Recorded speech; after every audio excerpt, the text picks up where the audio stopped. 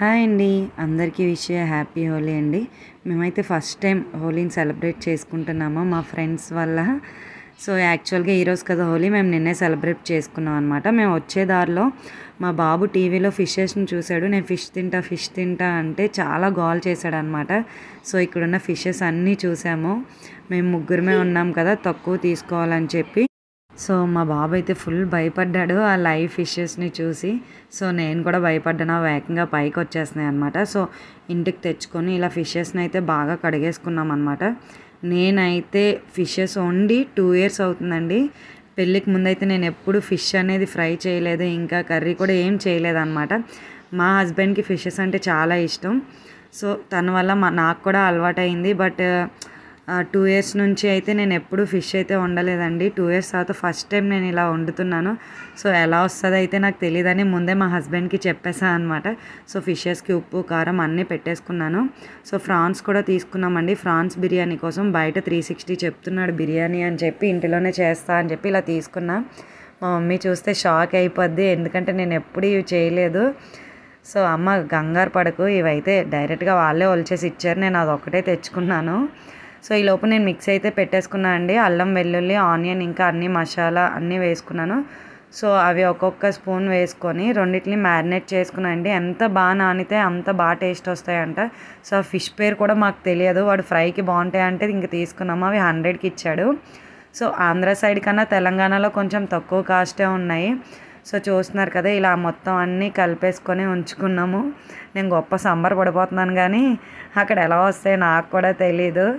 ఎందుకంటే మా హస్బెండ్ ఎలా వచ్చినా తింటాడో ఏమండ, కాబట్టి ఆ ధైర్యంతోనే చేస్తున్నాను. సో ఈలోపు ప్యాన్ అయితే వెయిట్ చేసుకుంటున్నాను అనమాట.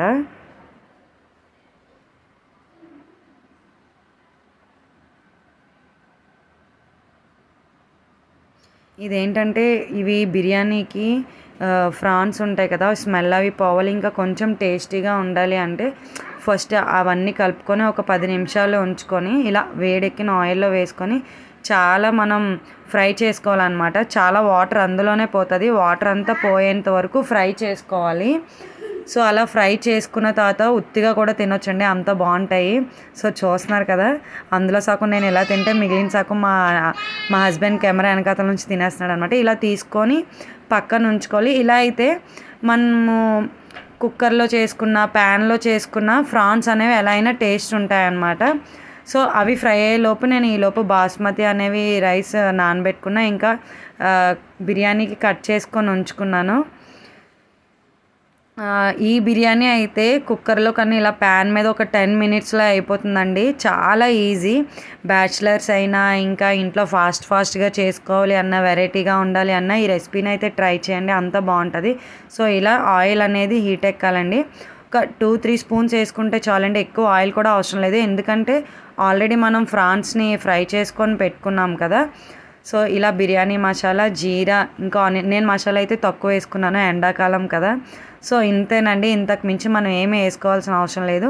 ఇవి కొంచెం ఫ్రై అయిన తర్వాత నేను ఆల్రెడీ ముద్ద మిక్సీ చేసి పెట్టుకున్నాను కదా, అది కొంచెం ఉంచుకున్నాను. ఒక 2 స్పూన్స్ వేసుకుంటే సరిపోతుంది. నేను అందులో కూడా మసాలా ఎక్కువ వేయలేదండి, ఆనియన్ అల్లం వెల్లుల్లి వేసుకున్నాను, ఎండుమిర్చి వేసుకున్నాను అనమాట.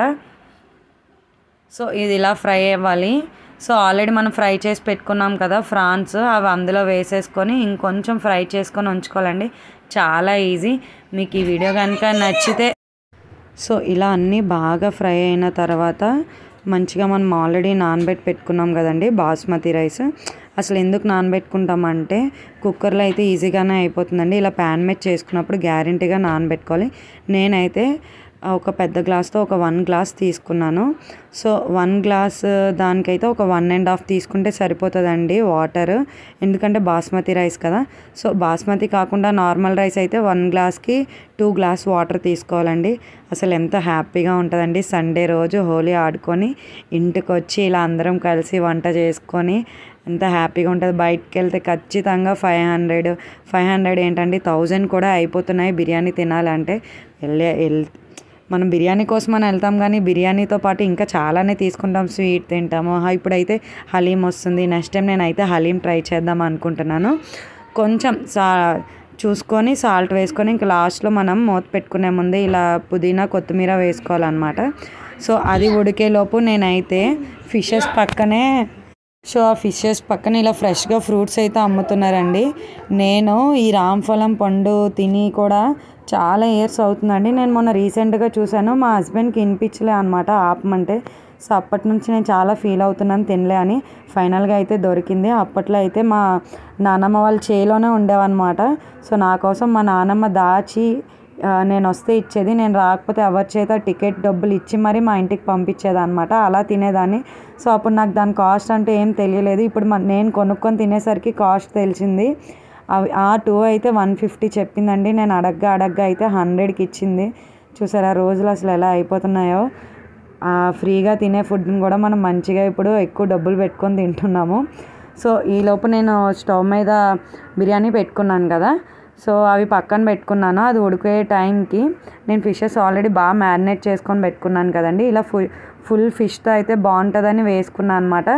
అది నేను ఫ్రై చేసినప్పుడే మంచిగా స్మెల్ వచ్చింది. నాకు అప్పుడే అర్థమైంది టేస్ట్ అయితే బాగుంటుందని.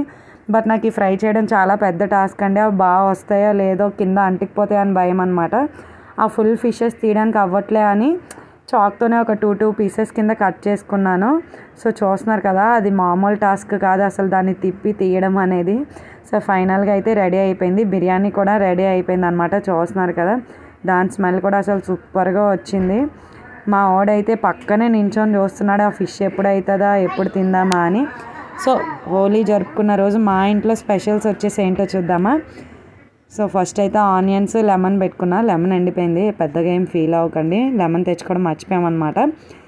సో బిర్యానీ చూస్తున్నారు కదా, ఇది మనం నార్మల్ రైస్ అయితే డబల్ వస్తుందండి బిర్యానీ. బాస్మతి రైస్ కాబట్టి మనం ఎంత పెట్టుకున్నామో అంతే వస్తుంది.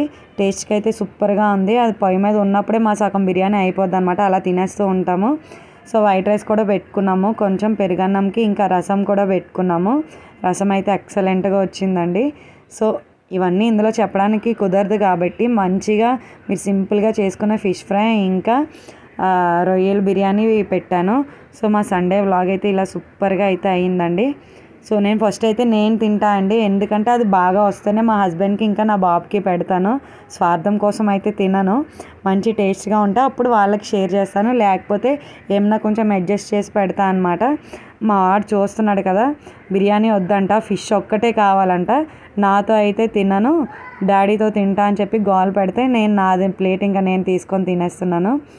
సో ఈ ఫిషెస్ ఉన్నాయి కదా, సో మేము 4 తెచ్చుకున్నాము. ఆ ఫ్రై చేస్తున్నప్పుడే 2 అయిపోయి ఇంకా 2 అయితే మిగిలాయి. మా బాబు చూస్తున్నాడు కదా, బతుకున్నప్పుడు అయితే పట్టుకోలే కానీ చచ్చిపోయి ఫ్రై అయిన తర్వాత పట్టుకున్నట్టు చూస్తున్నారా ఎలా తినేస్తున్నాడో. వాడికైతే చాలా బాగా నచ్చిందండి ఫిష్. సో పిల్లలకి ఫిష్ పెడితే చాలా మంచిది, బట్ ఫ్రై కన్నా పులుసు చేసి పెడితే మంచిది అనమాట. నేను వీడియో తీస్తున్నానే అటు తిరిగిపోతున్నాడు. వాళ్ళ డాడీతో అయితే ఏది పెట్టినా తింటాడండి, నా దగ్గర అయితే మారం చేస్తాడు కానీ. సో మా సండే వ్లాగ్ ఇలా హ్యాపీగా ఫ్యామిలీతో చాలా బాగా అయిందండి. మీరు కూడా ఇలానే ఎంజాయ్ చేయాలి. Bye bye.